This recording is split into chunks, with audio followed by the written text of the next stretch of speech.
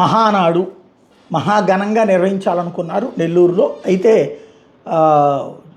నరేంద్ర మోడీ ఇచ్చినటువంటి పిలుపు, దేశంలో దుబారాన్ని తగ్గించండి, ఆయిల్ వ్యయాన్ని తగ్గించండి అన్నటువంటి పిలుపు, అందులో భాగంగా ఇప్పటికే కాన్వాయిలు తగ్గించడం ఇదంతా చూసాం. ఇప్పుడు లేటెస్ట్గా వచ్చేటప్పటికి ఈ మహానాడుని అంటే శాంతం వర్చువల్గా కాకుండా పార్టీ కార్యాలయం దగ్గర నిర్వహించాలి అన్నటువంటిది నిర్ణయించుకున్నారు. అదే సందర్భంలో వర్చువల్గా అందరూ కూడా చూసేటటువంటి కాన్సెప్ట్ పెడుతున్నారు.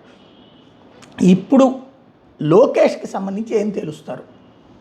ఈ ప్రభుత్వం ఏర్పడి జూన్ 2వ తారీఖునకి, అంటే రాష్ట్ర విభజన రోజు అనుకోండి, అది ఈ జూన్ నాటికి 2 సంవత్సరాలు అయిపోతుంది. లోకేష్ని సీఎం చేయదలుచుకుంటే 3 సంవత్సరాల పాటు గడువు ఉంటుంది. ఇప్పుడు కనుక ఆయన ముఖ్యమంత్రిని చేస్తే సెటరైట్ కావడానికి ఒక 5-6 నెలలు పడుతుంది.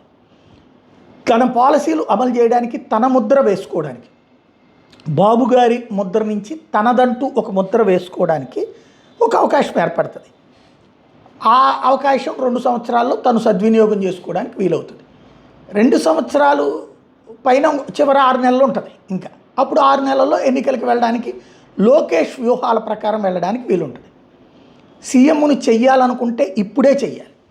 లాస్ట్ 2 ఇయర్స్లో చేస్తే ఒకవేళ ఓడితే ఆ ముద్ర లోకేష్ మీద పడిపోతుంది. గెలిస్తే అద్భుతం, కానీ గ్యారంటీ ఇవ్వగలుగుతాం. అప్పుడు రెండవ పాయింట్ ఏంటంటే, ఒకవేళ ఏమన్నా పొరపొచ్చాలు వచ్చినా కూడా కూటమిలో ఈలోపు సెటరేట్ చేసేసుకోవచ్చు. 3 ఏళ్ళు ఉంటాయి కాబట్టి లోకేష్ భవిష్యత్తు రీత్యా సీఎం చేయడం అయితే ఇప్పుడే కరెక్ట్.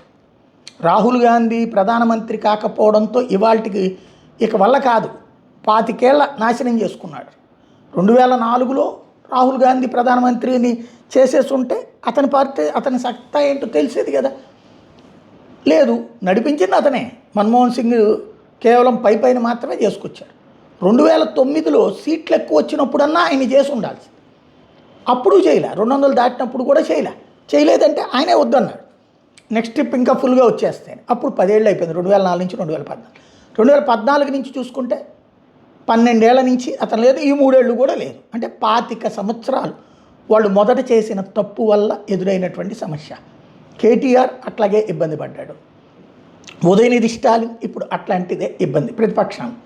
ప్రతిపక్షంగా ప్రూవ్ చేసుకోవడం అన్నటువంటి కాన్సెప్ట్తో వచ్చి అధికారంలోకి రావడం అనేటటువంటిది కొంత రిస్క్తో కూడుకున్నటువంటి విషయం. ఇప్పుడు కేటీఆర్ లేకపోతే ఉదయనిధి స్టాలిన్ లాగాను అధికారంలో ఉండి ముఖ్యమంత్రిగా మన సత్తా, ఇప్పుడు చంద్రబాబు గారి సత్తా అందరూ చూసేశారు. లోకేష్ గారి సత్తా ఏంటో చూడడానికి అవకాశం కల్పించాలి కదా. ఆయనకు ముఖ్యమంత్రి ఇవ్వదలుచుకుంటే ఇది కరెక్ట్ టైం. ఈ మహానాడులో కరెక్ట్ టైం ఆలోచించుకోవడం బెటర్.